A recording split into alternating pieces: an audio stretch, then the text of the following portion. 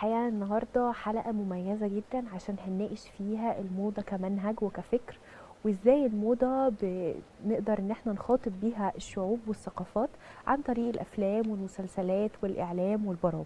فمثلا لو احنا شفنا المسلسلات التاريخية او المسلسلات اللي بتخاطب حقبة زمنية معينة، هنلاقي ان هم بيلبسوا بطريقة معينة، وكذلك للحاجات اللي بتخاطب فئات مثلا اجتماعية او مادية معينة.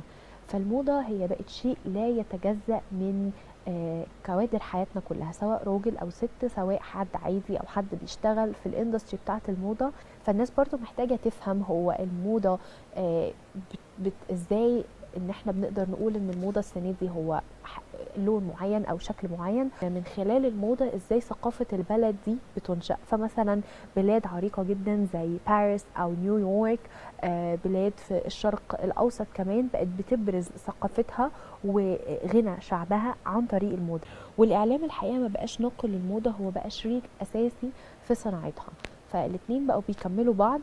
وكمان هاخدكم لرحله في شويه افلام قدرت ان هي تسيب امباكت عالي جدا في عالم الموضه، وهنشوف قد ايه ان ممكن من خلال فيلم او قصه او حاجه انا كمشاهد بشوفها فكرتي بتتغير تماما عن حاجه معينه زي الموضه.